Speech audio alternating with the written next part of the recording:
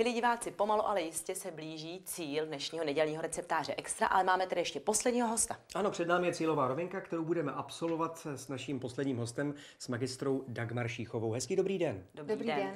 Naším hlavním tématem bude šťáva z aloe vera. Pojďme se vrátit do historie. Kdo jako první objevil blahodárné účinky? Blahodárné účinky šťávy z aloe vera a dužiny z listů objevili již staří Egypťané ve 4. tisíciletí před naším letopočtem. Tyto účinky jsou popsány v traktátě ze 16. století před naším letopočtem. Egypťané je nazývali rostlinou nesmrtelnosti a faraony doprovázel na jejich cestě na onen svět.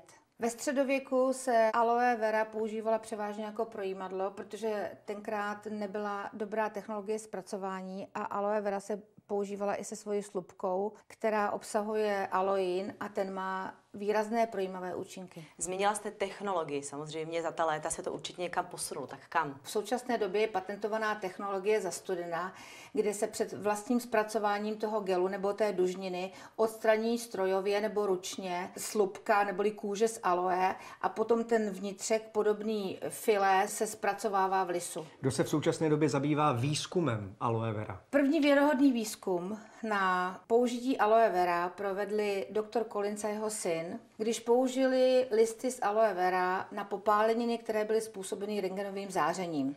Rentgenové záření bylo tenkrát v počátku a proto ty popáleniny byly docela markantní, ale po aplikaci listů z aloe vera došlo k výrazným hojivým účinkům a k urychlení hojení a zároveň k ztrátě veškerých jizev. V současné době doktor Crew, který je členem Komise pro výzkum aloe, zjistil, že aloe sama obsahuje asi 200 aktivních složek, které jsou blahodárné pro lidský organismus. A já si myslím, že bychom se u těchto složek mohli zastavit a zmínit si je. Z těch 200 složek, které šťáva z aloe vera obsahuje, jsou velmi důležité vitamíny, které působí jako antioxidanty, potom soubor asi 20 minerálů a nejdůležitější složkou jsou polysacharidy s dlouhým řetězcem. Polysacharidy, co jsou to polysacharidy?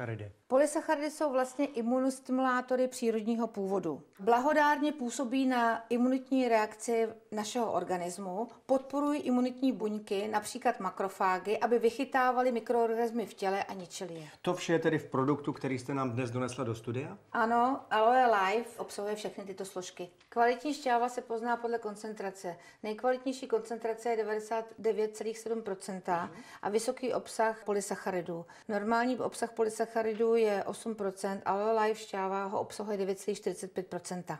Mohla byste nám prosím prozradit účinky tohoto produktu? Kromě blahodárných účinků na pleť a pokožku a na imunitní systém má šťáva z aloe vera také příznivý vliv na trávicí trakt, podporuje zažívací ústrojí a správnou činnost střev.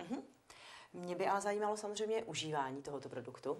Užívání Aloe Life by mělo být dlouhodobé a měli bychom užívat každé ráno 50 ml této 99,7% šťávy v koncentraci. Paní magistro, neměla byste pro nás vzorek na ochutnání? Já jsem člověk, který rád zkouší nové věci.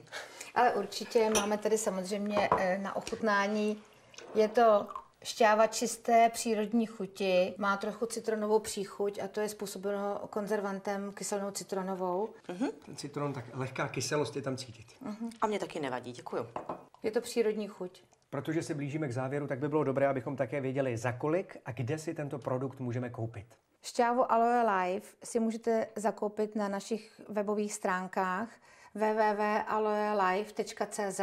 V současné době ve speciální akci 1+1 duopak za 399 korun, anebo si ji můžete zakoupit také v lékárnách. Paní magistro, já myslím, že víme už úplně všechno, takže bychom se mohli rozloučit. Co říkáš? Děkujeme za návštěvu ve studiu, těšíme se zase někdy příště. Nashledanou. Já děkuji. Nashledanou. Nashledanou. S vámi se bohužel budeme muset také rozloučit, protože čas, který byl vyhrazený pro nedělní receptář Extra, se dostal ke svému závěru. Mějte se příjemně a Nashledanou. nashledanou.